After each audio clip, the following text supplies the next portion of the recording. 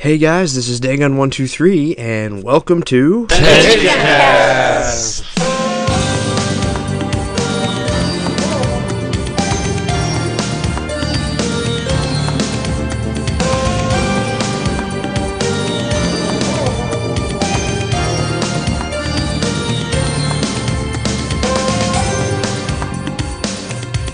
Hey everybody, and welcome to another exciting episode of Tenchicast, presented by Tenchiforum.com. Trilogy. Just the word incites a lot of things and emotions in people, but for Tenchi fans, it means one thing in particular. Tenchi is going to the movies. Tonight will be part 1 of our Tenchicast trilogy, the first movie, Tenchi the Movie, Tenchi Muyo in Love. I have with me a great cast of people tonight. Chuck. Hey. JG. Hello. Kyoka. Hi. Mittens. Hello. Ryoko Fan 21. What's up? Who. Hello. And Mitchell 93. Hey. So, let's get started. How were you first introduced to Tenchi the Movie? Well, I was first introduced back in November when I had my Tenchi reawakening, as I call it, when I rediscovered Tenchi. I had watched all of Universe and the OVAs on the forum's YouTube channel, and I didn't even know there was a movie because it was never played on Toonami back when I was watching it. But so I watched it on the forum's YouTube channel, and that's how I first discovered the movies. Well, I knew it existed for a long time, going all the way back to the AIC days, but I never watched it. I was actually pretty confused as to the whole which movie goes where and what attaches to what series or not, so I didn't actually see it till here about a month ago, so around April of 2012. I can't actually remember how I got into the movie. All I remember is downloading it and watching it on a very small 2" by 2" screen on Real Player. It was many years ago.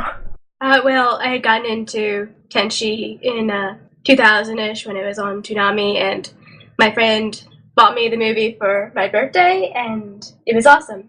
Much like, Mittens and everyone here has stated in the past, I got into Tenchi first in Toonami, of course, about 2000 when it was first aired, and 2000 I was about 12 years old, so every Friday I would go to Hollywood Video Store, which is no longer there, and, get videos on a Friday afternoon, which is the proper thing to do. I loved Tenchi so much on Toonami, but I had no idea of what was beyond it. It was, so I walk in there one Friday afternoon, and I was just browsing the shelves, and I happened to come to across the anime section, and on the second shelf from the bottom, I see this video with Tenchi, Ryoko, and Ayaka on the front, and I looked at it and it said Tenchi Muyo the movie, Tenchi Muyo in Love. I read that and my heart stopped. I thought, there's a movie? Holy crap, this just made my weekend. I immediately picked it up, rented it, went home. I probably watched it the entire weekend, just abusing it over and over again, watching it in multiple consecutive views. And then a few months later, the second movie was on the shelves. We'll talk about that at another time. But yeah, I saw the first movie on the shelves at a local video store, and like I said, my heart literally just stopped. Well, darn it, there's no way it can possibly top that story. But yeah, I guess it would have been a couple years back when I was getting back into Tenchi and kind of stumbling upon it on the internet. I think I managed to find all 3 films on YouTube, but that was in the days before they were all very conveniently packaged on Tenchiforum, official YouTube channel. So my first experience with the movies was on a laptop monitor. Ever since then, I went out and tracked them down right away and got them on DVD and watched them proper. A lot like Ryoko Fan, I had no idea there even was any movies, but one day I was browsing through a store, quite like he mentioned, but it was called Packard's, and I was browsing through the anime section, and I had seen a DVD cover with Tenchi, Ryoko, Ayaka, and 2 other people I've never seen before, and it was actually the complete 3-disc set, and when I seen it, I was just, I didn't even know it was real, but I definitely bought it, and like he said, I abused it over and over. But I didn't even know there was a movie until I just stumbled upon it, and I wasn't even looking for something Tenchi related in the anime section. I just that was it. I just stumbled upon it, and that definitely made me happy though. I was first introduced to it actually through Netflix. Now, not the Netflix that everybody knows now, where you can just instantly stream, but like right when Netflix first started. For many fans, Mitch and Ryoka fan know this. Tenchi as a show only existed from what was shown on Toonami. Everything else was there was never any indication that there was anything more. I picked up Netflix because it was like, you can, better than going to Blockbuster, you don't have to leave the house and whatever. And I got that in 2006, and I'm browsing through there because I wanted to get a back catalog of Tenchi stuff. This was before I had anything. And I was looking and I saw Tenchi Muyo in Love, Tenchi the movie. I'm like, wait a minute. Tenchi the movie? Like, there's a Tenchi movie? Like Ryoka fan, my heart stopped. I'm like, I have to get that. And I go down in the recommendations, and what do you see? There wasn't just one movie, but there was 3. I would also later go on to find out that this movie played during Sci-Fi's anime movie block on Saturdays, which ironically I never saw once, despite the fact that I watched Sci-Fi block for anime movies tons of times. Tenchi the movie introduces us to Tenchi's mother for the first time, Achika, and to a new villain, Kane. What are your thoughts on them and how they fit into the movie? Well, I've got to say, Achika is by far my favorite part of the first Tenchi movie. I absolutely love the fact that they made her into such a vital character. She's very full of life, and it's exactly what you would expect after all the build-up that we had received throughout Universe and OVA about Tenchi's mother and the mysterious circumstance of her death. But you always had the impression that she was a very a vital character. And to see her in her prime in the movie was fantastic, and they really didn't let me down. She was very emotional and very alive, and it's funny to see her in comparison to Nobuyuki, who's sort of this shy little nerd who's drawing off by his own, and to see their budding romance was something that was really interesting, especially as we see later when Nobuyuki's just this older, sort of lecherous old guy, and you always wondered, well, how did he even get married and have a son? And so that's probably what I really loved about seeing Achika in the movies. It made sense too. It made very good sense. As far as Kane goes, I really loved Kane as a villain. I mean, he's not the most original. I mean, we've seen amorphous black blob creatures in movies before, but he was definitely done well. He was very creepy, I thought, very scary, I would say, and it was done very well in the cinematic feel of the first movie, which I'm sure I'll come back to and have a chance to talk to later. That's my favorite thing about the movie. Well, let me back up here before we get too much deeper into this. For anybody that's maybe not as deep into Tenchi as some of us are, and being a movie, like everybody said, they didn't know it existed. As Chuck kind of touched on, movie 1 falls in line with the Tenchi universe, or better known as Tenchi TV continuity. It doesn't attach to Tenchi Muyo Ryo-Oki or Tenchi in Tokyo. Those are 2 separate things. So that's kind of what we're going on about here. Achika to me was fine as a character, and she worked, and it wasn't overbearing. I mean, she was on the kind of overly sweet side as to why on earth would she really be interested in Nobuyuki, and we didn't get too much of an explanation of her home life there, even when Ayaka and Ryoka went to live with her, to guard her, essentially. But Kane didn't come off to me as a real good villain. I mean, he's just kind of a super-powered beast, essentially, without a whole lot of real malice to him. I didn't ever really feel threatened by him. I mean, you were worried about him when he was attacking them in Tokyo Tower, more so because Achika would learn who Tenchi was, or Nobuyuki'd get axed somehow, and they'd have to bring him back in some fashion. But he never really impressed me as a villain like Kagato in the OVA did, as he had malice and he was thinking, and he would capture somebody and torture them and get into their mind, whereas Kane was just kind of a amorphous blob that had tons and tons and tons and tons of power, supposedly. And Tenchi Universe also, too, when it comes to Jiraiya's power, it takes a lot different spin on it than OVA, where it's kind of like omnipotent power, whereas the Jiraiyan power in TU is more of a individual kind of magical type presence type stuff. It's not overwhelming type power in any case. It's not like they're being provided from a goddess or something like that. So, like I said, I compare that guy Kane more to No Face from Spirited Away than anybody else, which I guess I'm the odd guy out. I can't really offer an in-depth analysis. My first impression was I thought Achika was a well-done character. She fit in well in the Tenchiverse. I couldn't find any fault with her. I thought she was such a sweet mother to Tenchi. It's a shame she, spoiler alert, dies so soon. But I found her personality really warming and felt she was there all the time. As for Kane, we kind of wished he had more screen time, possibly more than just a quick flashback. I'd like to. He's my favourite Tenchi villain. I mean, he's mysterious, but that's why I like him, and a power so great that the Royal Dryads had to combine their might with the Galaxy Police just to seal him away. I thought this is a villain.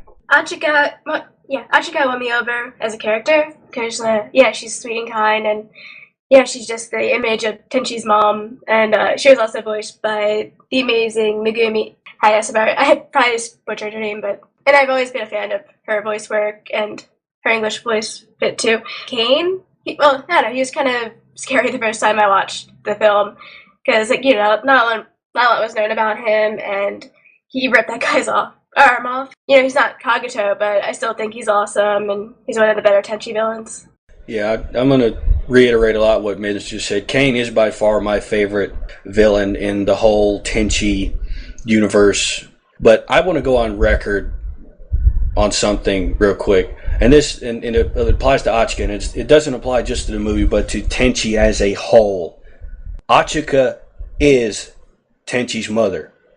She is. There's just no way around it. We got Keone in OVA 3, which I'm not going to go into, but if you've seen that, you see the first movie, Achika is Tenchi's mother.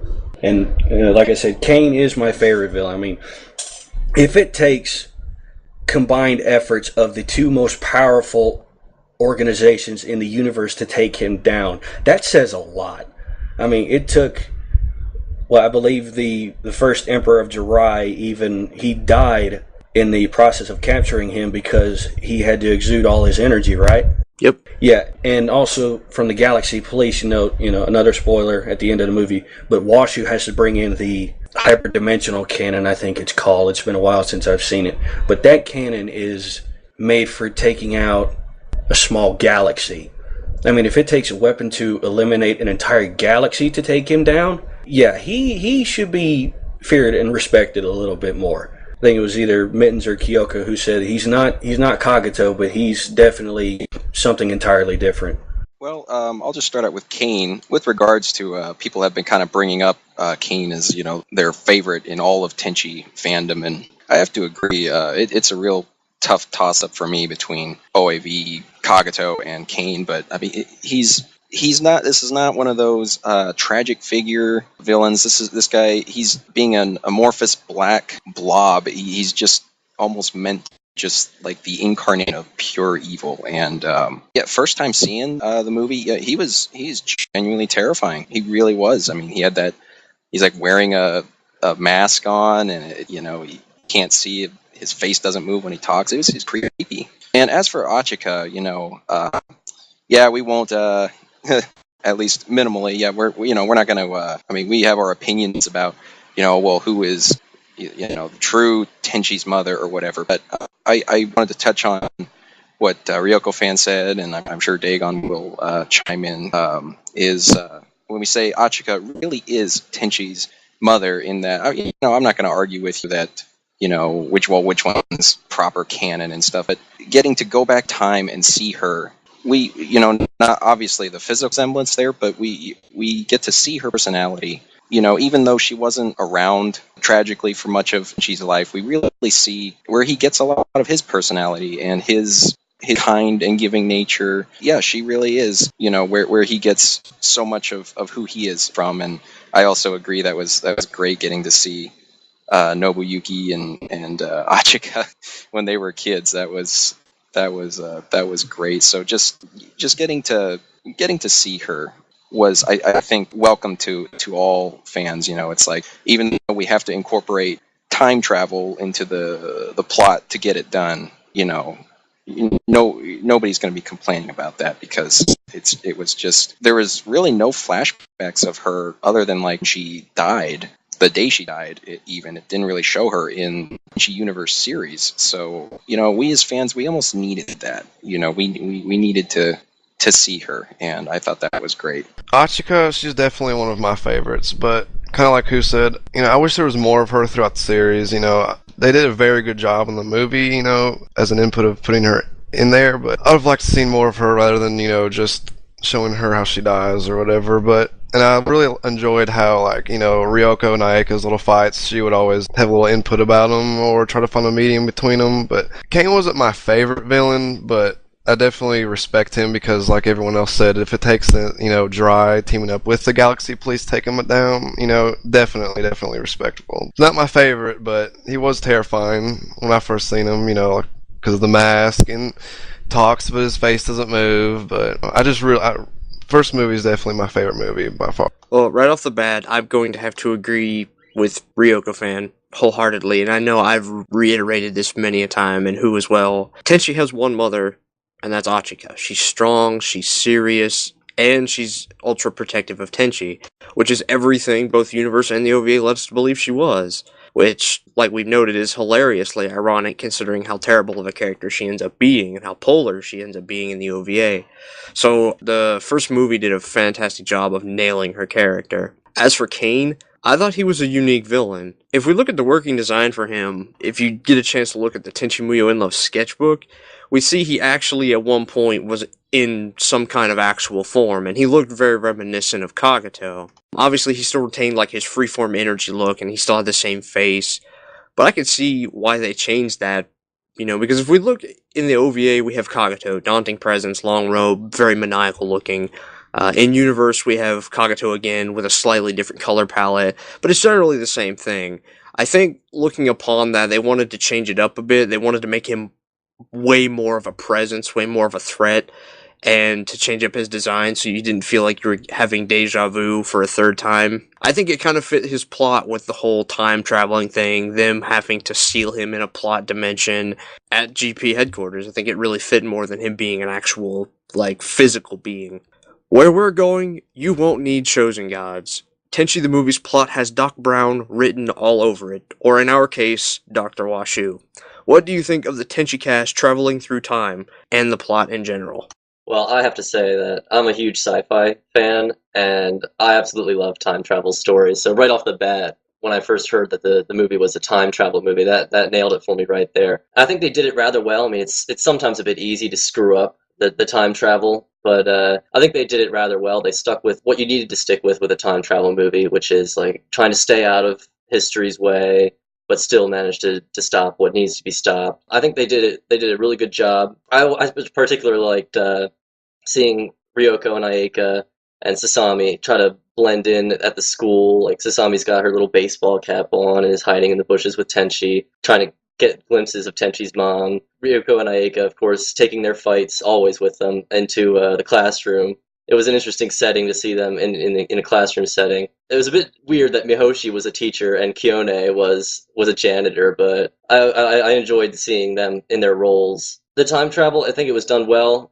I mean, I wish Washu could have had more of a role. I mean, you got to see her sitting in her lab, and she does show some emotion sometimes, but for the most part, she's just a hologram or a voice in their heads telling them what to do. So I guess that's my one complaint with it, is that you kind of cut Washu out of the story a bit.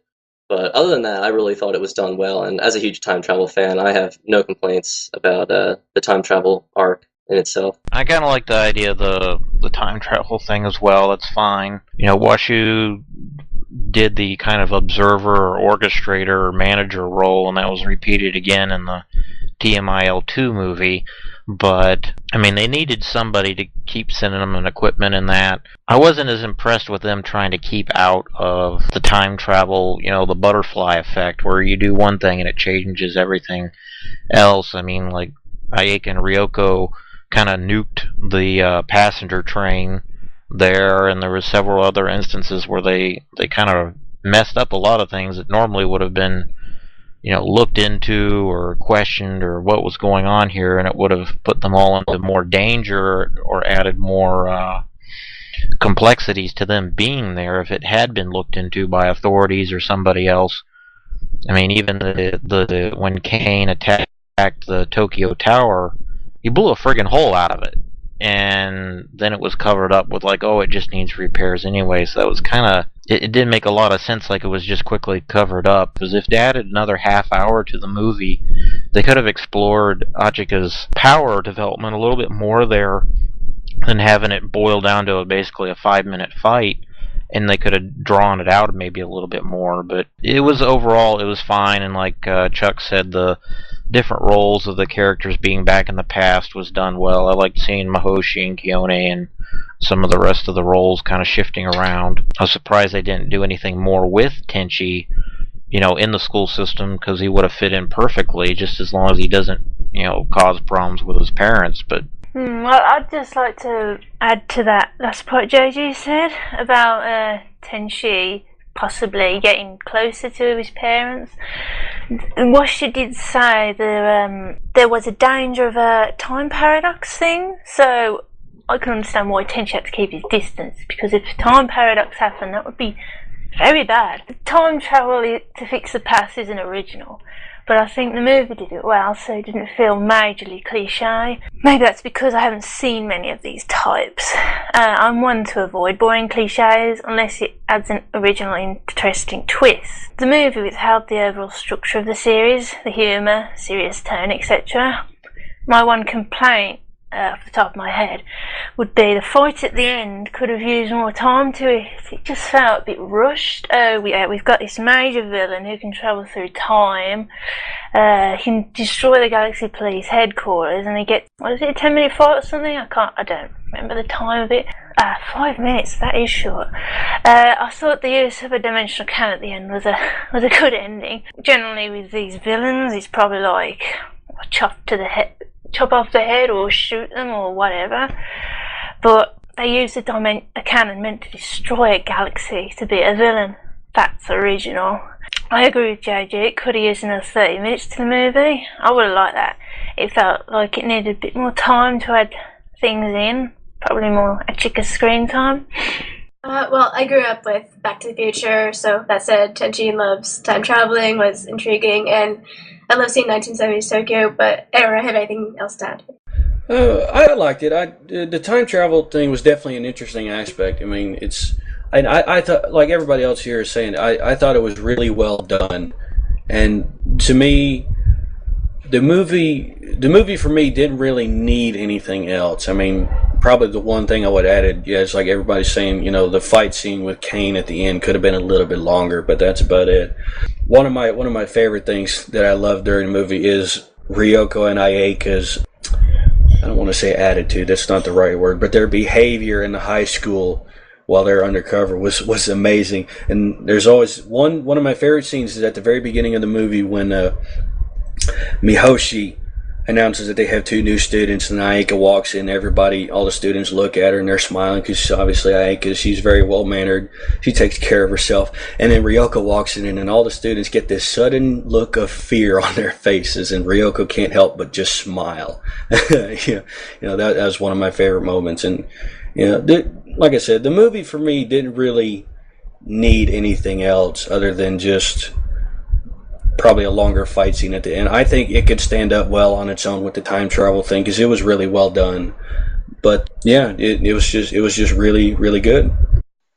Excellent choice of moment, Ryoko fan, with when Ayaka and Ryoko walk into the room and not a word is said, but that just says so much about both of their characters. So I like that aspect of the fact that with the time travel element, and they have undercover in school. I think that was a nice opportunity and a welcomed opportunity, I'm sure, to to see Ayaka and Ryoko, in all of them in school again, kind of like the time and space adventures.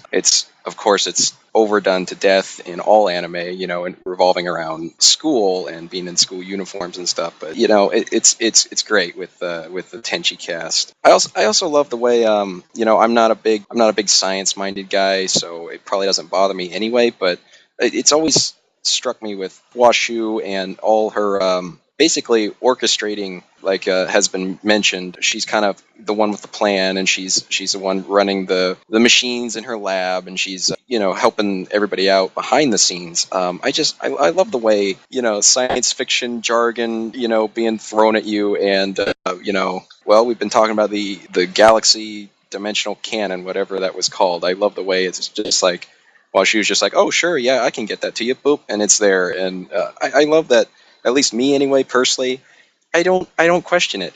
If it was anything else, it would seem kind of ridiculous. You'd go, wait a minute, how is this there? But because it's Washu and because it's the rest of the Tenchi characters, I don't care. It's just great, and it's fun. And yeah, is time travel premise original? Hell no. But again, because it's these characters that we're all familiar with, I thought it was great, and I can't really complain either. I wouldn't change a thing. I really liked how, like, those few times throughout the movie, Achika, like, barely kind of catches a glimpse of Tenchi, and she kind of sees him, and she's like, I guess gets this feeling, or, she's kind of like, who's that? I like what they did there, and one of my favorite parts, talking about, how they're undercover in school, and, this and that, how, also, I didn't really understand, also, how Keone was a janitor, but I really liked how, before they play volleyball, of course Ryoko forgets her uniform, and she has the gym teacher's uniform, and she notices him scratching himself, and I just thought that part was great. I really, really liked how they were undercover in school. I thought they did really great, and they walked in, of course, Ayaka, everyone's like, oh, she's nice, and then Ryoko walks in, they're like, oh god, she's trouble. I just really loved what they did. Some like to call Tenchi the godfather of harem. I know that term has been thrown around quite a bit, but really I think that's kind of demeaning to Tenchi, as Tenchi's always been primarily sci-fi, with a dash of good old Star Wars Force-esque fantasy thrown in for good measure here and there. The sexual frustration in comedy is kind of icing on that cake. It really just builds on itself. It doesn't really ever detract from it. Space pirates, spaceships, energy swords, alien planets, and with Washu being the greatest scientific genius of all time, quote unquote, I think the cast time traveling was awesome, and it fit very well. I was glad to see them try their hand in something, being a big Back to the Future fan. It was like, oh wow, what if Tenchi did something like that? And it was really cool to see it play out like that. The tone is kind of fun, like you get that kind of Tenchi feel from it, but at the same time, it's ominous and dire when you see the amount of energy it takes, to get Kane just locked away, them trying to protect Achika to find them, make sure everything's not screwed up. It was quick-paced, but literally and figuratively, it was a race against time. And finally, what was your favorite part in the movie, and why? And if you didn't have a favorite part, which part stood out the most, and why? Oh gosh, that's a difficult one. I love almost all the parts of the movie, but I guess I'd have to say my favorite part would be when they're in that subspace zone, and the wind is rushing around, and it's a monochromatic setting, and the imagery is done very well. And I would say my favorite part is when Achika gets the psychic burst, and she realizes that Tenchi is her son, and that he's in danger, and that it sort of triggers in her the release of like all of her potential built up dry power, and like her hair changes, and she gets into this magically into this Dryan battle garb, and she takes the sword, and it turns into this big giant like katana thing, and she just starts kicking Kane's butt. And I just love that. It's sort of like the mama bear, like, stay away from my cubs sort of thing, and she just goes all out, and it was really good. And I do lament that it wasn't as long. It could have been longer, but I thought for what we got, it was definitely a great bang for the buck. And it may have been short, but every second of it was priceless. And I guess that's probably my favorite part of the movie.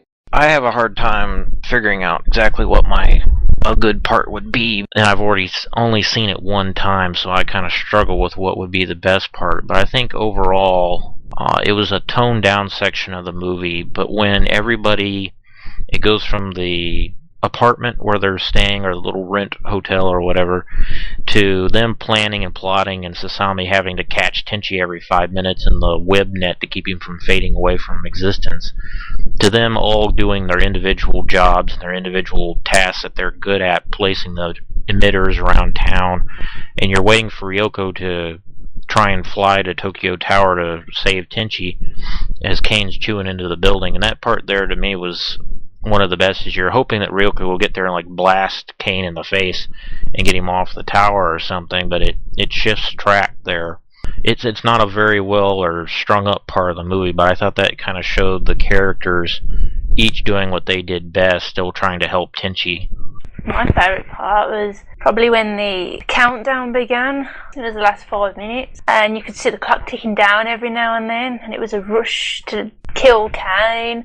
I can't remember. I'm not sure if Keone had to wait till the counter hit 0 to fire the cannon, but I thought that last 5 minutes was very exciting. Nothing on the dimensional cannon. Wow.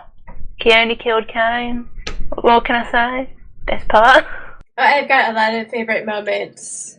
I guess one of them was when they're at the school and they can't find Achika, and she went and she's with Nobuyuki looking at the sketches of the house, and it's like, yeah, I like that part. I don't really have one favorite part or another, just because I love this movie so much. Well, I kind of agree with Chuck and JG. From when Kane first arrived at the Tokyo Tower, to the very end of the movie, all the fight scenes in that span of time were really, really good. And just the way that all the girls, acted toward each other, when they weren't doing something pertaining to the mission, it was like just any other day back at the Okayama house. Ryoko and Eika always fighting. Sasami was probably cooking something. Mahoshi was getting into trouble, and Keone was always trying to keep her in line. Basically, the last 5 to 10 minutes of the movie, probably say that's my favorite part in terms of what really stood out, because Kane, like we've all said, is just a really, we've kind of seen villains like him before, but he's unique in his own special way. You know what? I feel the way Ryoko fan does, in that I love the movie. It's tough to pick my favorite, but I would say right at the end, after Kane has been destroyed. Sorry, I should have said spoiler alert, I guess.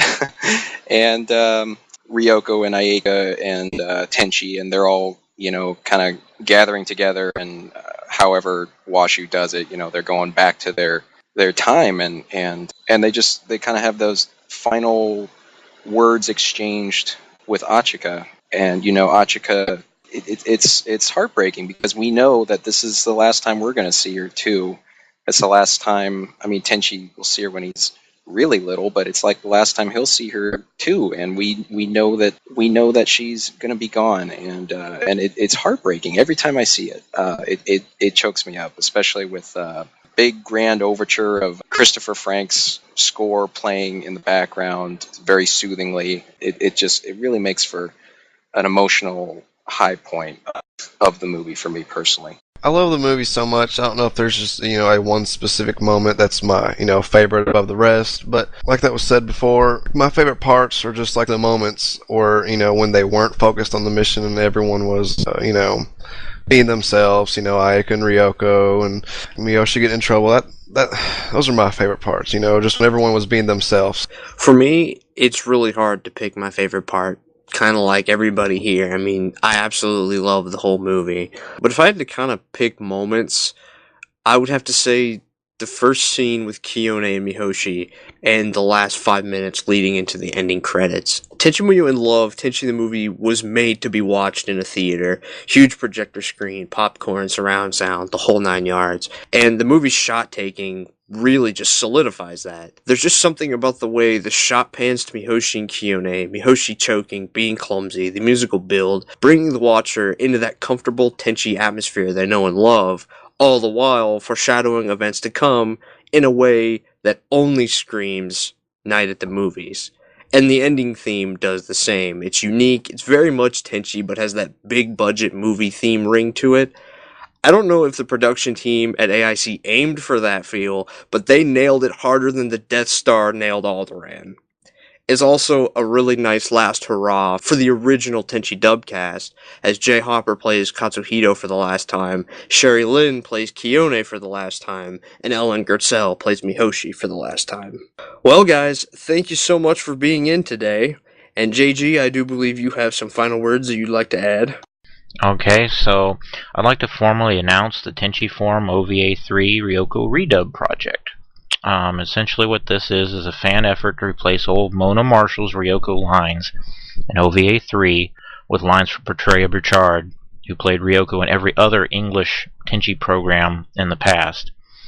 We don't have anything against Miss Marshall personally or professionally, but as fans we just feel that Miss Burchard's voice was the original Ryoko, and due to Funimation kind of miscasting the role, that she should be restored to being Ryoko. So how are we going to do this? Well, you're welcome to come to Tenchiforum and find out. By the time you're hearing this on YouTube, we'll already have posted up scripts and audio clips of all OVA3 Yoko's lines from that chapter of the series. And what you can do to help us is simply watch Tenchi on YouTube, right here in the Tenchiforum channel, and post links to the videos where you can find lines that we need when they're spoken. It's real easy to watch more Tenchi and help us out at the same time. So if you're interested, please drop by the message board and we'll set you up. Anybody else? Well, me personally, something we was talking about briefly before we started. How did Kearney manage to operate the dimensional canon just like that? Did Washer give her an instruction booklet? Did she just say, you've got to do this first, then this? I mean, I know Kearney's a great learner, but was it really that simple to operate this machine that could destroy a whole galaxy? I wouldn't put it past Kearney to learn something just that quick, but it does make me wonder. Staples easy button. She didn't get that title first class detective for nothing, after all. I just found it very funny. I had this sort of epiphany moment when Kyoka brought up the fact that she said Kiyone kills Kane. I'm pretty sure Kane's name in English or whatever, is spelled with a K, and it brought me back to when I first watched these on YouTube, and there's a part right at the end where they're all going to go back to their own time, and Ayeka puts on like Nobuyuki and Achika's forehead these little, I don't know what they are. They look like little stickers, but it's like, oh, these'll not have the dimensions go in flux or whatever, and you'll stay in your time and we'll go back to our time. And when she opens her little box that stores them, there's the KKK, and of course, it being YouTube, jokes abounded about that. But now I see what it obviously stands for. Kyoka kills Kane. It all makes sense now. Don't you mean Keone? Keone kills Kane. Thank you, Kyoka. Yeah, I wasn't in that movie, sorry. Well, I know it was already mentioned, who already said his name, but Christopher Frank, the soundtrack director, I think he really is one of the unsung heroes of this whole production. The soundtrack of this movie really completes the feel, the cinematic feel of this movie, and the emotions that he carries through in his piece they're just really phenomenal. I think it's worth mentioning Christopher Frank's contribution to the Tenchi movie. He's someone that he really helped carry the movie, and I thought we should just at least acknowledge him. I absolutely agree. Yeah, I think he did a real good job, as some of the non-OVA most recognized tracks probably come from the movie for the ending, and after, like everybody else had said earlier, the ending is really sad because we know Achika is going to die there, which you would think, why couldn't they just maybe like transfer some of Tenchi's power on over to Achika, but And with Kane looking like No-Face from Spirit Away, at least in my opinion anyway. But it was done really well all the way around, and I always extremely enjoy the art style of the movie, like Dagon had said before. And the panning shots, the hand-drawn artwork that was done into every frame versus the CG that we get today, it was all good stuff. Be sure to subscribe to our YouTube as new podcasts are posted, and if you're interested in being one, come join us at Tenchiforum.com. Thank you, everybody, and until next time, stay gold.